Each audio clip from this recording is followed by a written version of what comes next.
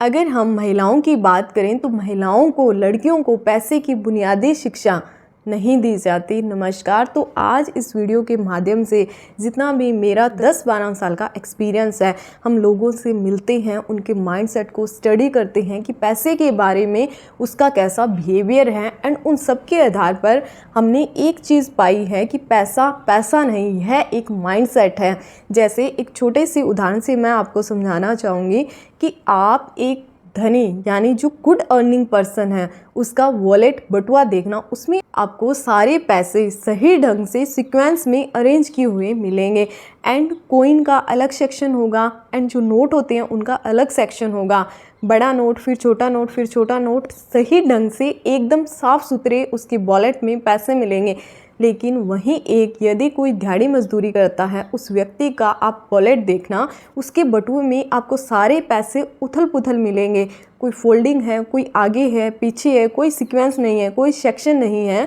तो ये क्या है? ये एक माइंडसेट है। पैसों के बारे में हमारा एक नज़रिया है, एक इमोशन है।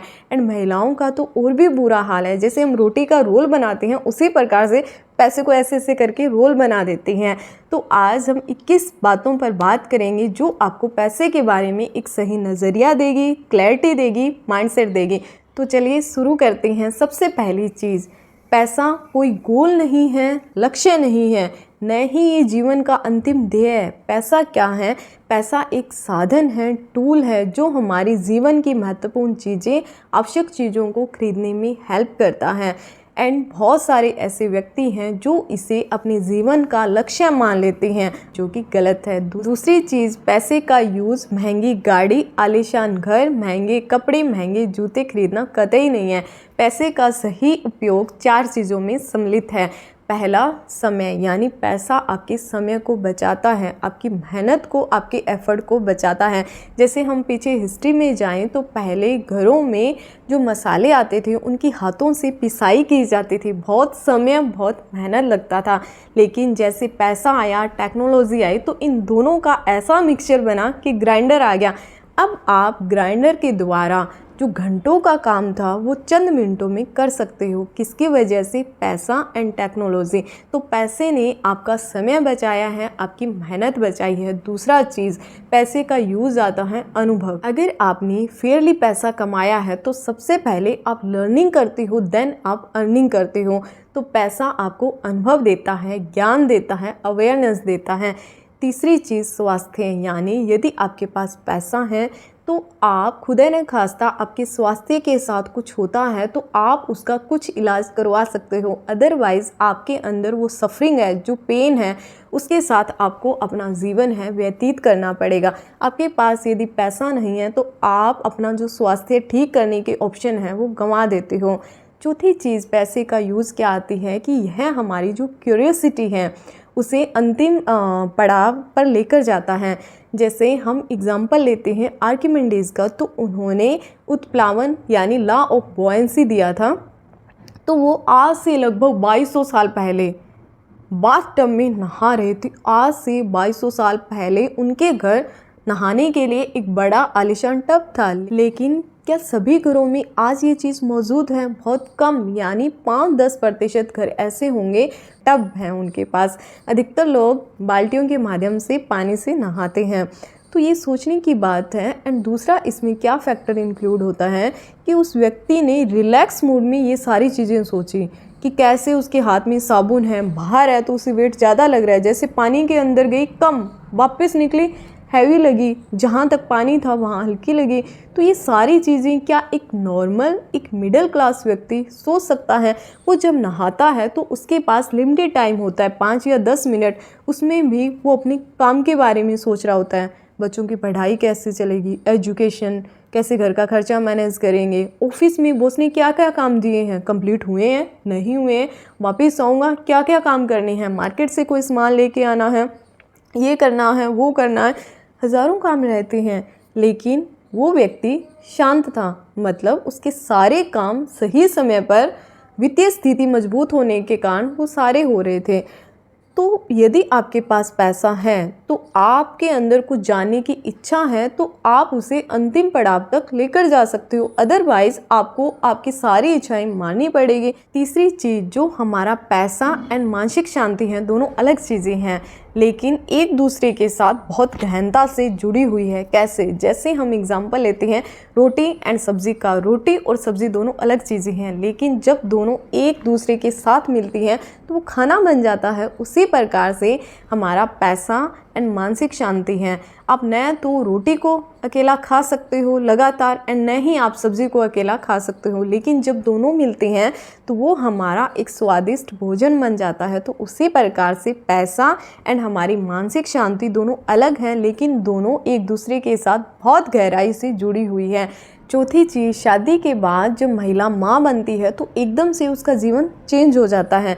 उसके जीवन में तनाव का लेवल बढ़ जाता है, टॉक्सिसिटी आ जाती है, क्योंकि उससे लगता है कि जो ये बच्चा है इसे संभालने की रिस्पॉन्सिबिलिटी मेरी है। इसी वजह से मैं जो मेरे शौक़ पूरे करने थे, पैसे कमाने थे, मुझे एक कामयाब महिला बनना था, तो उसमें रुकावट पैदा करेगी। तो आप सबसे पहले शांत मन से सोचें, प्रायोरिटी वाइज सेट करें कि आपके लिए बच्चे की केयर करना ज़्यादा इम्पॉर्टेंट है या पैसा कमाना ज़्यादा इम्पॉर्टेंट है। तो इन दोनों ऑप्शन में से आप एक ऑप्शन चुन सकती हो।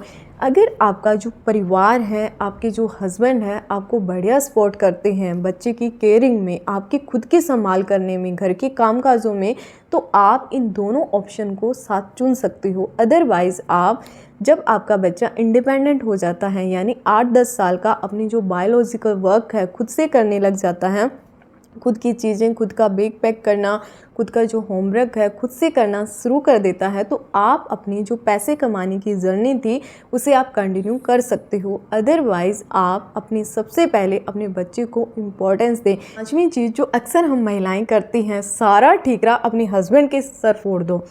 होता क्या है कि जब कोई भी पैसे के मामले में डिसीज़न लिया जाता है तो हम पीछे हट जाती हैं।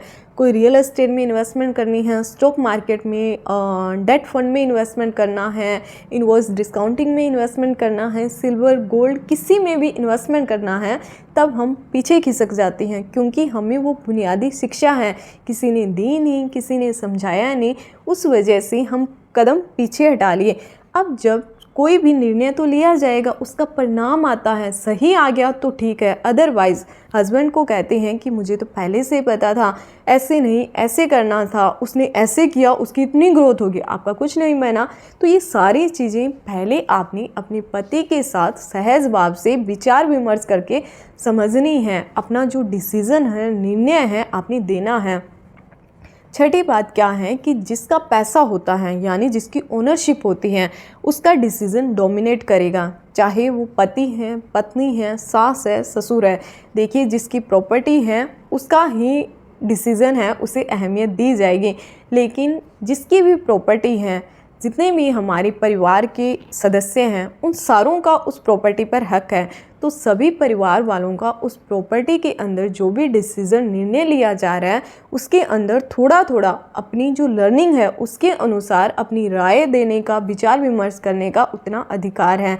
तो आप चाहे पति है, पत्नी है, चाहे आप माता पिता हैं, चाहे आप सास ससुर है, चाहे आप भाई बहन हैं, तो उतना अधिकार आपने हर एक व्यक्ति को देना है। ये छोटी छोटी चीज़ें होती हैं जो आपके बच्चे के अंदर एक अच्छा माइंडसेट बनाती हैं। आपकी जो पत्नियां हैं उन्हें पहले नॉलेज नहीं दी गई है, लेकिन यदि आप उन्हें इन्वॉल्व करते हो तो वो धीरे धीरे ये सारी चीज़ें समझ सकती हैं।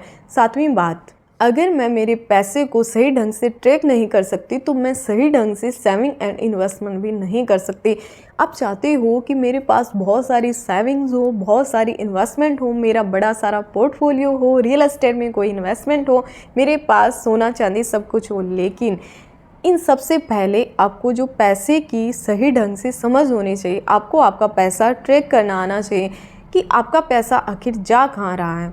ये चीज़ बहुत महत्वपूर्ण है। तो ये थी वीडियो। उम्मीद करती हूँ कि आप इस वीडियो को सबके साथ साझा करेंगे।